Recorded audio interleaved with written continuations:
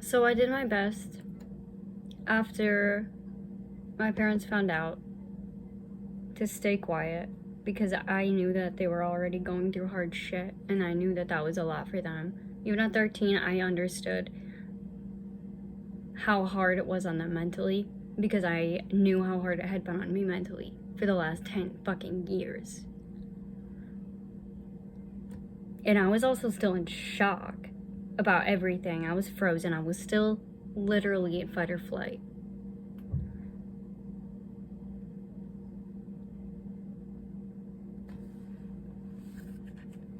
So anyways, that grown-up responsibility, the grown-up burden that should never have been mine to begin with, it did end up on my shoulders anyways. But when it got too fucking heavy and I acted out, that was like, oh, those are the teenage hormones for you, and I was like mocked for it. I was being dramatic. I was being too sensitive. I was getting yelled at and getting in trouble. And I was literally carrying the weight of the entire world on my shoulders, and I was a child. And it felt like everybody stood at the side watching me struggle under the weight of that, but like criticizing how I carried it and shaming me if I did it differently than they would have. And they weren't doing anything at all. You have no idea how many times this almost killed me. And I was criticized. I couldn't sleep at night because I would, how do you expect me to sleep, seriously?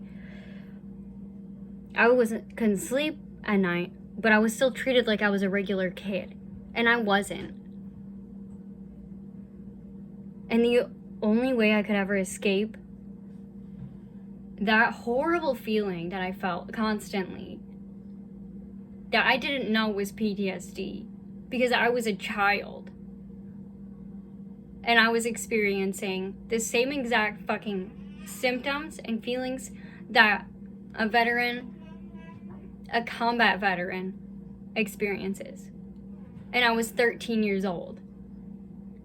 But somehow it's like more like understandable if it's a veteran.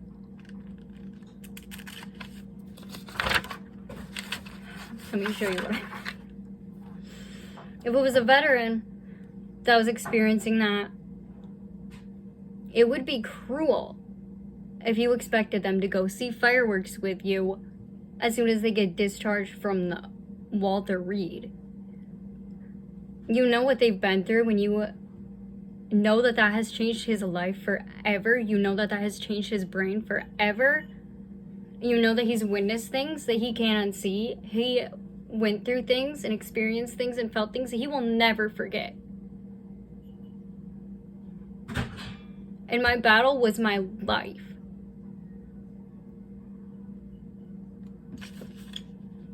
And there came a point where I couldn't even fucking fight anymore.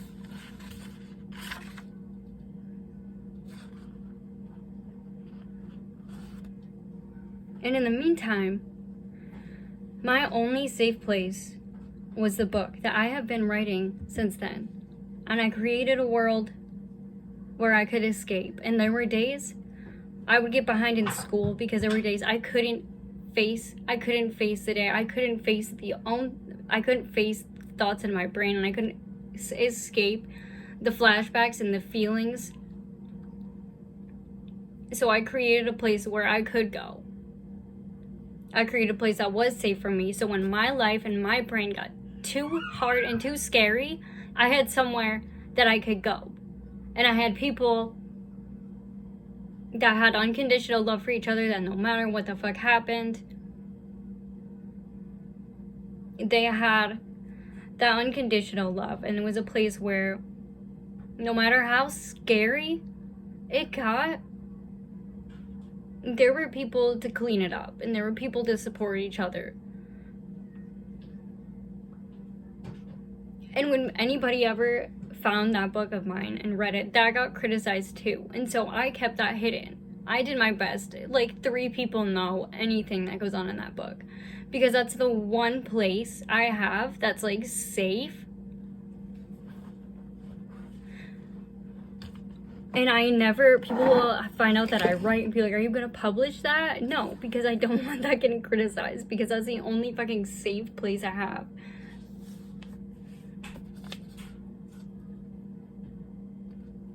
And what do I mean when I say unconditional love? Because you'd be like, your family is so loving.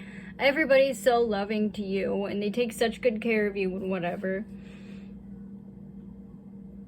But when you're 13... and you're a walking reminder to your parents of all the shit that happened, whether they intend to or not, that gets taken out on you. And my brothers, there was the artist, there was the musician. They were all doing all these amazing things, and I was the one that was hormonal and having breakdowns. And I was, like, irrational. I was treated like a regular teenager. I already said that. As I grew up, I was treated like nothing had ever happened. And I did my best to hide it, because if I didn't, I'd get yelled at for acting out. Where if a veteran gets pissed off at some point, they'll be like, oh, it's alright. He's just going through hard things right now. And I wasn't allowed to feel how I was feeling. I wasn't allowed a safe place to let out how I was feeling. And so it just got pushed down and pushed down and pushed down and pushed down until now I'm chronically ill. I'm in immense pain all the time. I'm chronically fatigued. And you wonder why. Because I'm hearing all of this shit inside me. And it has no way to escape. And it's been 10 years since all this fucking happened. But I'm still there.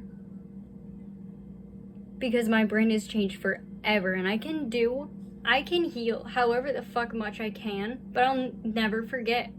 I'll never forget how certain things felt. I'll never forget having to look in my shower. I don't even fucking live with anybody. And I still have to look in my shower before I go to the bathroom.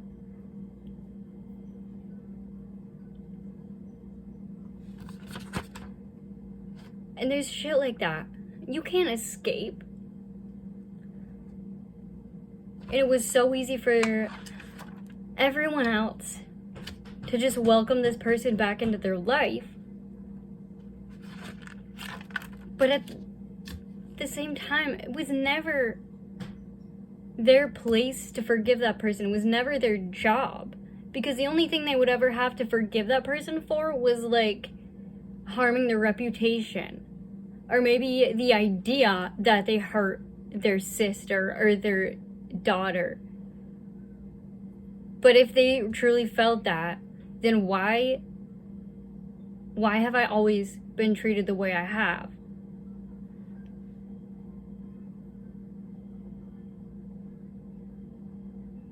People never got involved until they saw me doing something they didn't like or saying something they didn't agree with.